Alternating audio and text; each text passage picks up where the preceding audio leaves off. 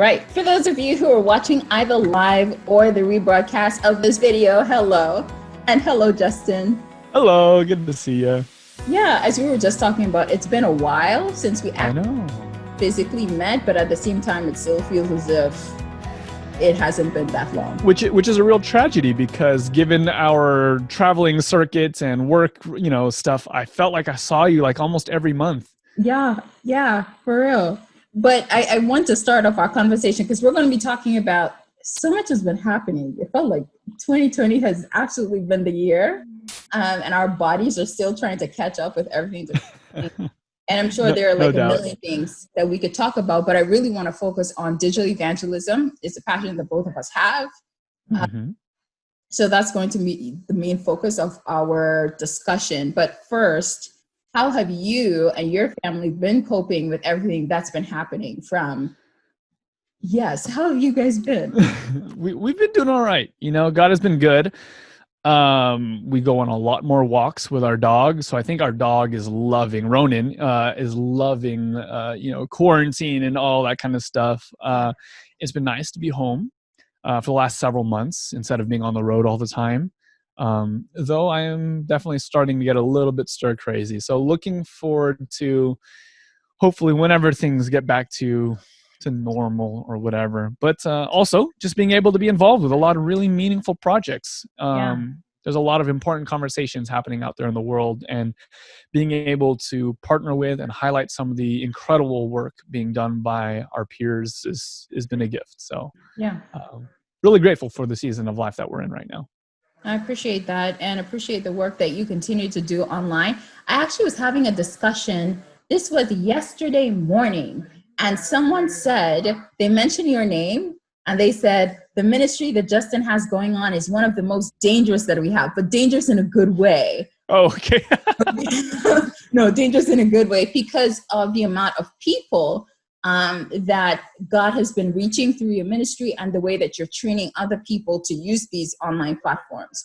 And so the Center for Online Evangelism, we're having this discussion with you because due to the pandemic, churches have been pushed to go to over an edge that for a long time they did not want to go over. How have you been seeing what's been happening? How do you feel about the transition that our churches have been making since the pandemic and not being able to go to church?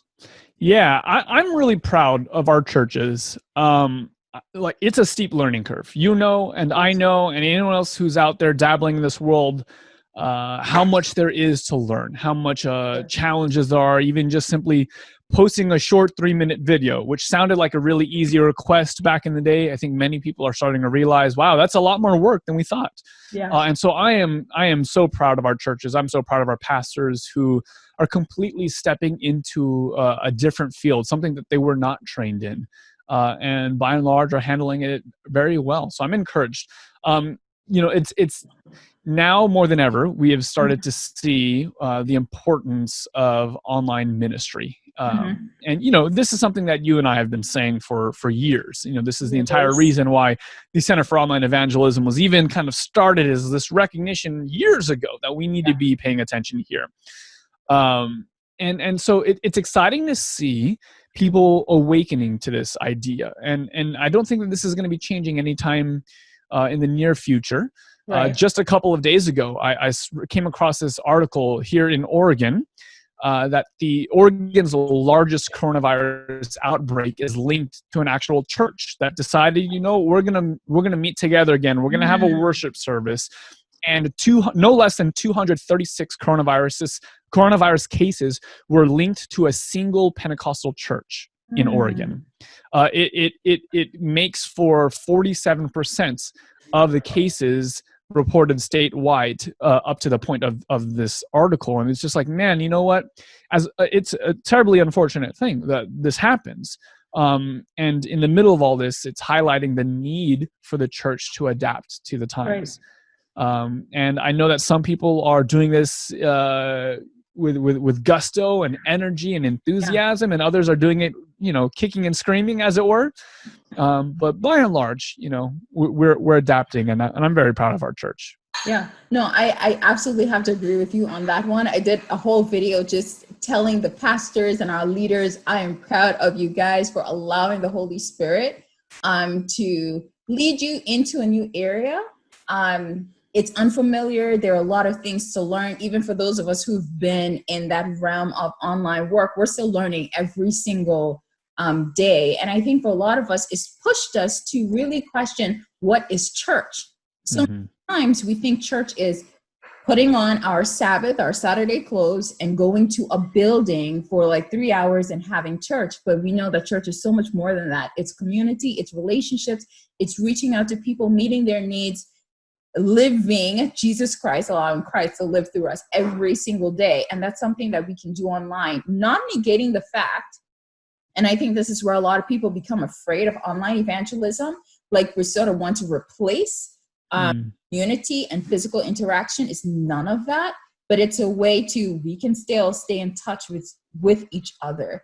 But at the same time, while we are excited to see what our churches and our pastors and our leaders are doing, what do you see as some of the challenges that our churches could have going into the future and maybe going back to traditional forms of worship? Or do you see some old patterns or some things that we need to leave behind? Is that seeping into our online evangelism? What are some challenges you see happening? Yeah, so I think that in the same way that we've seen never before, that online ministry matters so much. I think we're also at the same time seeing the value of in-person worship.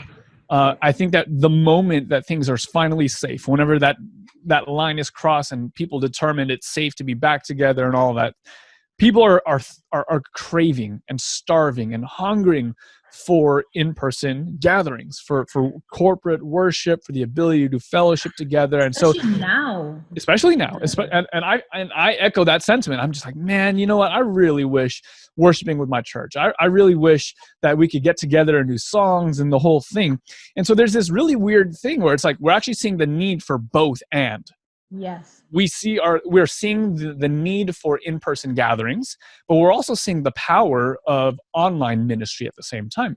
And I think that this is really moving us into what the future could look like. And I remember reading online that someone's vision of the future was, we're going to still have church meetings and church gatherings on the weekends in the same way that maybe we've done historically and traditionally, but the future of the church is in person, but the future of evangelism is online. And I really see that being like a concise way to maybe help us frame it is that, we're always going to have in-person gatherings. So the value of meeting together is never, like the scriptures literally say, like, don't neglect doing this as the day comes closer. But even with that, we are seeing that the tool of the internet is invaluable in actually spreading our message. Yeah, absolutely. Absolutely. Especially when I'm relaying the importance of digital evangelism, I tend to let people know, for example, my parents, sometimes they're in Haiti doing mission work or they're in the Bahamas, and it's through our phones that we stay in. But just because I see them on video, that does not mean that I don't want to meet up with them in person. That in-person interaction is still important.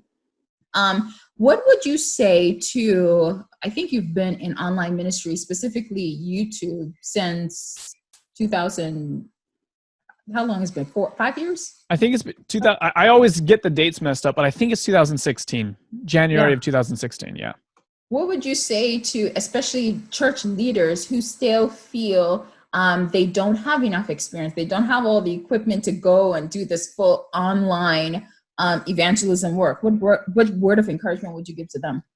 Yeah, I think I would just encourage them to think back to their homiletics class.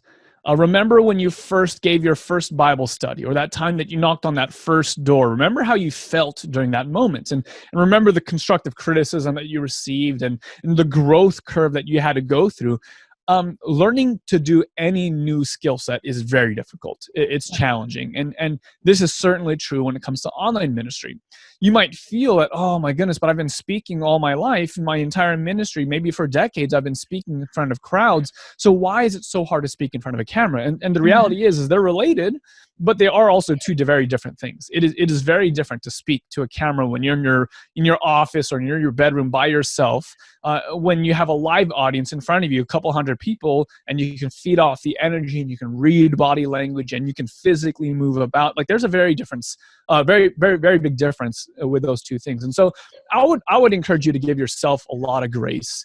It's okay. We understand that these are difficult times. We understand that this is not something that you've practiced hundreds of times, like you have preaching or Bible studies and things like that. So it's okay for there to be a learning curve. Look back even just a couple years ago when I first started my ministry, some of those early videos come across, and like as I watch them now, much more robotic, much more telegraphed, much more like he's clearly not comfortable in front of the camera, because I clearly was not. And I leave those videos up as kind of a personal testament to myself of where I've gone from, or where I've come from, and where I'm heading now. I'm sure in 5 years, I'll look back at the content that I'm producing today and think, I could have done that a lot better. There's a lot of things that I would have wished that I would have taken the time to change, but we grow and we learn, and that's okay. I agree. And I always tell persons to start with what you have, and the Holy Spirit always has a way of, as you grow, making provision. But God isn't going to give you all of this stuff when he's giving you something small and you're not being a steward of that. Now, I want to look at just some practical ways that persons can practice online evangelism, because usually people think getting on Zoom and just giving Bible studies or doing Daniel and Revelation studies, like that's online evangelism. But it's so much more than that. That is great, but there's more. What would you say are some practical ways that persons can practice digital evangelism?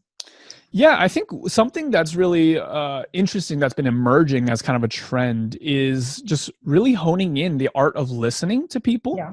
Our mutual friend, Caleb Isley, who runs Humans of Adventism, has been displaying this in the written form exceptionally for years. What does it look like to sit down with a human being, to hear their story, to hear where they're coming from, what have been the challenges and what have been the victories, what have been the moments of contention in between, and to get a sense of who this person is and what is their life experience like, listening to them and simply sharing what they have to say. I've been adopting that in my latest show called I'm Listening, where it's sitting down with people with a different perspective than mine, a different life experience with mine, and trying to get to the heart of who they are as a human being. I think all too often we think of ministry as talking to people, but I think ministry at its best is minimally talking with someone. And so in order to talk with someone, in order to have a good conversation, there's a need to listen. What is it? Grandma has always said, you have 2 ears, 1 mouth. You should be listening twice as much. And maybe that doesn't make sense for the sermon context of ministry, but I think much more ministry would be effective if we took time to listen to people. I appreciate that so much. And in a moment, I'm going to ask you to talk a little bit about this resource material. You collaborated with Jamie Dunn from the NAD to produce this resource. I'm going to ask you about that. And I just want to add on to this. When we talk about online evangelism, what we're saying is that God has given each of us a message. We each have an experience. And as disciples, as witnesses of Jesus Christ, we're being asked to share our stories and to interact and to build relationships with other people. That might take place over YouTube. That might take place over social media, over TikTok, Instagram, Facebook, whatever platform that you have. It's allowing God to fulfill that Great Commission through these online platforms, especially during a time when we can't meet up physically with people. So your ministry specifically focuses on YouTube, and you partnered with the NAD Social Media Big Data Department to produce a resource. Can you talk a little bit about that resource? Yeah, I think the reason why we wanted to create this resource, and this was actually a couple of years ago is when we originally created it, but it's more relevant now than ever, was this realization that there is such a steep learning curve. There are a lot of hurdles and questions that someone might have. There's a lot of mistakes that one could make in the process of trying to figure out, how do I minister effectively on the internet? And so the resource was created with an intention to say, hey, listen, I'm maybe just a few years kind of further down the path than the average pastor. And what would it look like for you to be able to take all of my lessons and all the mistakes that I've made, and maybe all the insights that I might have gleaned along the way, and take those for yourself so that you might be more effective in online ministry. And so we created a resource called the 10 Commandments of Digital Missions, I think is what we called it. 10 simple principles that help you become more effective on the internet. And it answers some of the more commonly asked questions like, well, what kind of gear should I use? And what format should my videos be? And what platform should I even be using? And these types of questions. And the idea is to help you get there faster, if possible. Yeah. And I would encourage, I'm actually going to post a link to that resource for those of you who are watching and you want more information, you want to download it, I'll post that. And this is the other thing. When we do talk about online evangelism and then that fear comes up, I don't know how to do this. I don't know how to edit. I don't know how to start a YouTube channel, a podcast, a blog, and so forth. What we're also saying to our leaders and to church members is that resources are available from the NAD Social Media and Big Data Department to the Center for Online Evangelism. Like, this is why we are here. Absolutely. We have downloadables. We have webinars. We have everything that you could possibly need. And then if we fail, you could always go to Siri and ask Siri, how do I edit a video? You can go to Google. You can, like, there's nothing that we would want to learn this day and age that we can't, as long as we have a willing and a teachable spirit. So one thing I want to really ask you, because we don't want to spend too much time, as churches get online, as conferences get online, how do you think we can avoid the mistake of preaching to ourselves? Because we've been pretty good at that in church, talking to ourselves and not really reaching out to people as much as we can. And we have there is that temptation to replicate the same mistake online, giving Zoom meetings only to our church members, but not necessarily reaching out to people, our Facebook page or for our church members. But we're not really reaching out to those who might need to hear. All of us need to hear the gospel, but others. How do you think we can avoid that mistake? What can we do? Yeah, I think it's going to take a lot of intentionality. Not to say that the majority of pastors or ministries or churches aren't intentional about trying to reach out to people, but I think we really got to follow that road down to its ultimate conclusion. Who is your service for, first and foremost? It is impossible to reach everybody. And I think all too often when someone asks, who's your church for? Who is this video for? Who is this ministry for? The easiest answer, but what I'm arguing is the laziest answer, is to say it's for everybody. Mm-hmm. No, it can't possibly be for everybody. In order to be effective in marketing, in order to be effective in getting your message across, there has to be a clear target audience. You can't simultaneously reach 13-year-olds and 30-year-olds. The interests are vastly different. You can't simultaneously reach someone who's, say, in the US and someone who's in a third world country. Like, there are different life experiences, different challenges, different obstacles to be overcoming. And so it's not enough to say that, oh, I want to reach everybody in the world. If your expressed desire is to reach everyone, the reality is that you're going to reach nobody. In the same way that ESPN has a very clear value proposition. It is about sports. Maybe you don't like sports, and what that means is ESPN's not for you, and that's a decision that ESPN has made. And so in the same way that if you tune on to ESPN and you see anything but sports, you're going to be confused because it's so clearly about sports. If you turn on to ESPN and you find Martha Stewart, you're going to be very confused. Like, why is she here? Unless there's a very unique crossover happening in that moment, right? So what is your church about? What is the message? Who are you trying to reach? And if you're really trying to reach non-Christians, you got to start asking yourself, well, what are the challenges that non-Christians are facing? What are the questions that non-Christians are asking themselves? What are the values of non-Christians, and how do you speak in that level? And so you can't just speak into a vacuum hoping that people will show up. You actually have to think these things through and be very intentional and say, you know what? This video, this podcast might actually not be for Christians. And Christians might actually actively be turned off by this thing because it's clearly not for them. And you're so right in that, especially in talking about target audience, because one thing that I've noticed, although a lot of our churches, we are online, especially on Saturdays, all services are online on Facebook, but we're making that mistake of forgetting that we're not just supposed to be talking to ourselves. So we might be talking and having maybe a stream that's supposed to be for other people, but then we use lingos like Sister White's writings. If someone is not a Seventh-day Adventist, they have no idea what you're talking about when you say Sister White's writings. Yeah. So we have to start thinking about the people who are online and who we're creating content for. If you're starting a YouTube channel, is the audience, are they Seventh-day Adventists? Are they non-Christians? What are their main denominations? What's the language that they speak? Because all of that is going to help you in how you create your content. So I really like that. And it's something that we really need to be mindful of. Yeah, my reflection of it, and if I could be so bold as to make an estimation, that the vast majority of Adventist churches are for Adventists. Mm-hmm. And even beyond that, an even larger number of Adventist churches are for Christians only.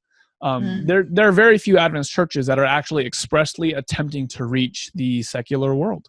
And cool, like I get that there's a lot of importance, there's a lot of value in speaking to the saints. But let's not fool ourselves in thinking that therefore we are actually going about the Great Commission. I think that if we can recognize and be honest that our church services are largely for us, then we can actually move on to the second question, is that, okay, then how are we actually fulfilling the mission? Yeah. Before I let you go, Justin, there's one thing I have to ask you. Sure. We could go into a whole 2-hour discussion about this.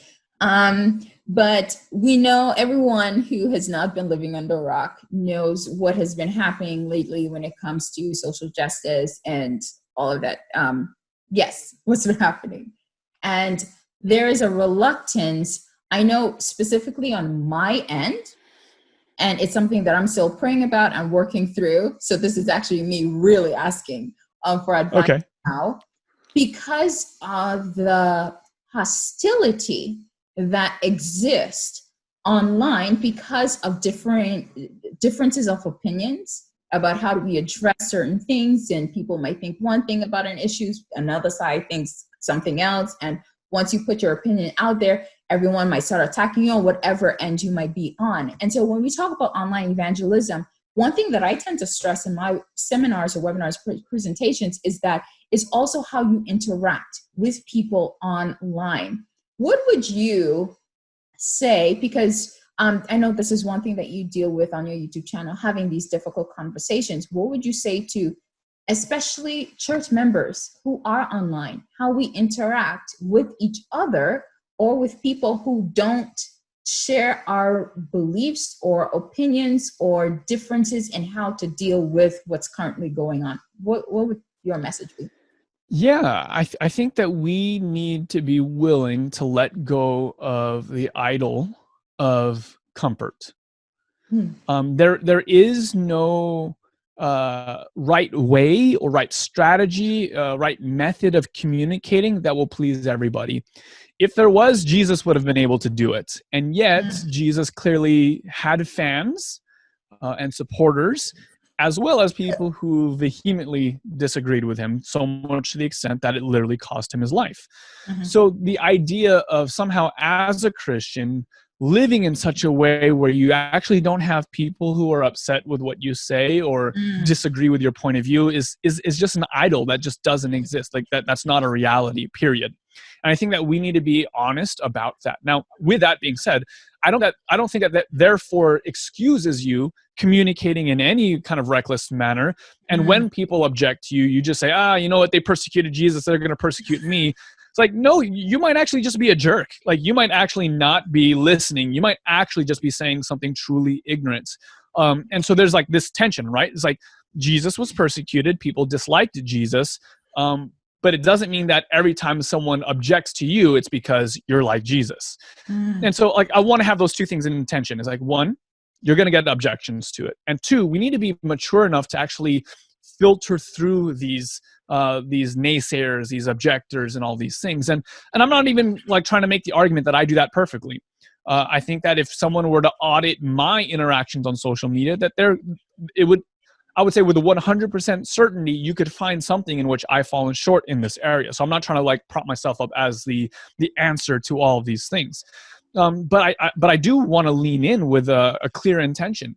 I am interested in speaking up where Jesus calls us to speak up. I find it super interesting that we as Adventists like to identify as a prophetic movement. And sometimes we make the mistake of thinking that a prophetic movement is more about dates and timelines and prophecy charts. But in reality, the prophets of the scriptures were more interested in justice, in mercy, and calling people to accountability and righteousness, right? And so if we are truly a prophetic people, we have to be able to look around us and truly see as God sees and be able to speak into culture in the way that God would speak into culture, right? And this comes from having a close connection with Jesus. That comes from being taught and led by the Spirit. And that comes from also being keenly aware of what's happening. And sometimes that means that we have to actually listen. We have to get our hands dirty. We have to be present in the conversations that are taking place. And that's messy work. That's challenging. And I understand why Jonah didn't want to do it, because hey, he could be misunderstood, or hey, he doesn't want to be associated with those dirty Ninevites or whatever the case is. But yet the call was actually to go to these cities, to be present amongst the people, and then to be a representative of God. And so, this is something that I'm committed to. I might not do it perfectly all the time, but I'm committed to doing it. I said in a recent video, learning is a messy thing, in order to truly learn, if you are ignorant to a subject. And I would consider myself largely ignorant when it comes to social justice. I would consider myself largely ignorant to the Black experience here in America.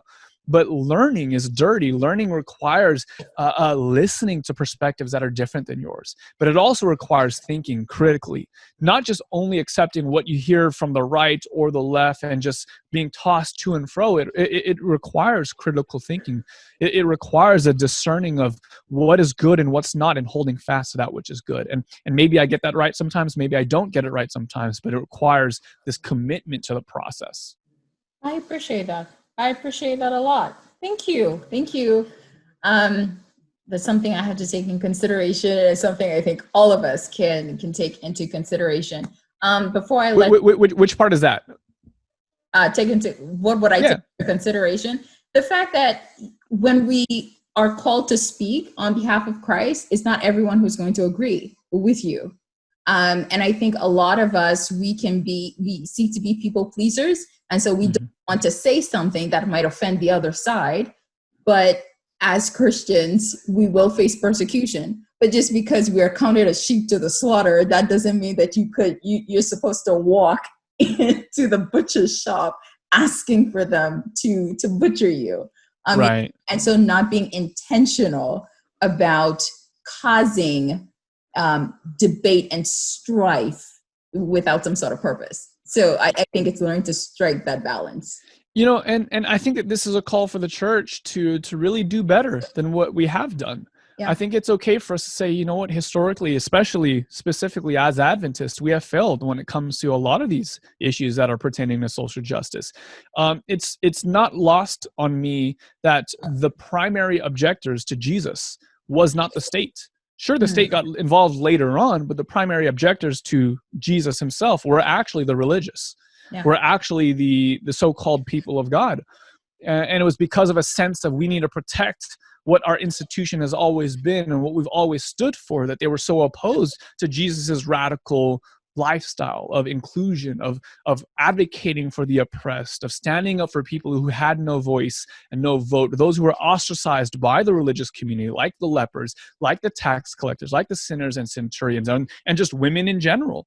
Jesus stood with these people and gave them a voice, and through the way that he lived, communicated that he saw value in them as human beings, even if he didn't endorse everything. It's not like Jesus went around saying to the centurion, I love you and I care about you, and I endorse the fact that you are going around slaughtering people and probably stealing from my people. No, he didn't do that.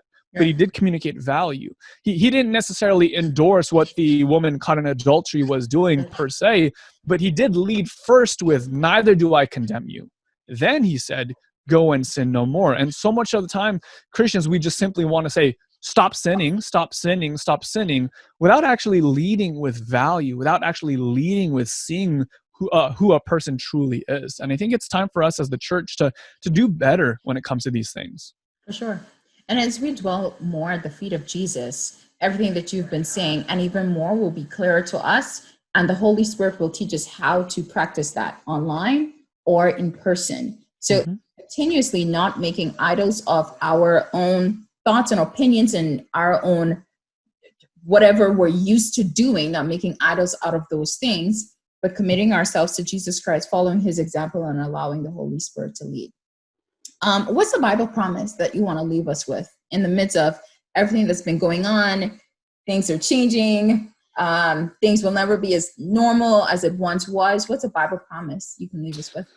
Yeah, I think the verse that has been lodged in both my mind and my heart, especially as it pertains to everything that's taking place with social justice wise, ministry wise, my personal walk with God, is this idea of let everyone be slow to speak and quick to listen and slow to anger. Man, how much better would our world be if we were living that out? If when it came to our differences racially, or if it came to our differences politically, if it came to our differences even theologically, if we were actually slow to speak, but quick to listen to others. I think a lot of times the reason why we as a church get a bad rap is because we don't listen well, and we speak oftentimes poorly. And we speak poorly oftentimes because we haven't listened well. We're speaking ignorantly. We're speaking out of turn. We're speaking where relationship hasn't been secured, and safety hasn't been secured, and trust hasn't been earned. And so, yeah, I think that's the message that I'm trying to focus on for myself. And I would be as bold to suggest that this might be good for us as a whole right now. Thank you. I definitely take that. I think I would probably just add my own promise in there. It's found in, most persons would know Psalm 23, but specifically that part where it says, he leads me beside still waters. The fact that this person is being led by the shepherd beside still waters, and at the same time, somewhere along the way is walking through a valley of shadow of death. Like, it is possible while you're walking through that valley that he can prepare a table for you in the presence of your enemy. And at the same time, you're still beside still waters. So in the midst of all of the chaos that's happening, pandemic and protests and just persons who are losing their jobs and not being able to worship or see your family and friends, in the midst of all of this, you walking through your valley, at the same time, you can have peace in Jesus. Justin, I appreciate you. If someone wants to find out more about your ministry, where can they go? How can they contact you?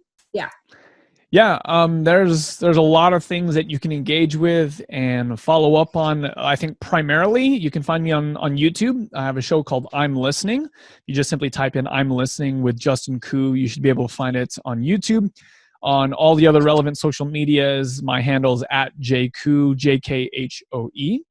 I also run a couple of other shows. We're launching a brand new video podcast for the whole Growing Young movement. If you're a church that wants to reverse this trend of 59% of young adults who grow up in the Adventist church are leaving the church, we have an entire brand new show dedicated to equipping your church to do better when it comes to young adult ministry. As well as the Florida conference both on Facebook and YouTube. I run a show called Open Church, where we're discussing themes around coronavirus, social justice, what ministry and life looks like with 2020 fresh in our minds. So a lot of things that you can check out. The one place to find everything is at justinkhoe.com. So there's my website if you want to check that out. I appreciate that. Thank you so much. Thank you. And for those of you who are watching, if you want more information, more details on how you can get involved in online ministry, if you want to start a YouTube channel, if you want to start a podcast, a blog, whatever it is, Center for Online Evangelism, we're making those kinds of resources available. We have a training course coming up. We're hoping to launch that July. So visit our website. We also have newsletters that you can subscribe to. And actually at 8 p.m. Eastern time, which is in about 20 minutes, we have a webinar. We're going to be talking about how you can use Twitch, a gaming platform for evangelism. And some persons already have been, no, you can't do that. We can't do that for evangelism, because they think we're going to suddenly give everyone like Nintendos and saying, but you never know. Just come sign up for the webinar. I'll post the link as well and tune in for that. Justin, may God continue to bless you, your family, and your ministry. And to those of you who are watching, I pray that you continue to surrender yourself to God and see how he can use you during this time. Thank you guys for watching.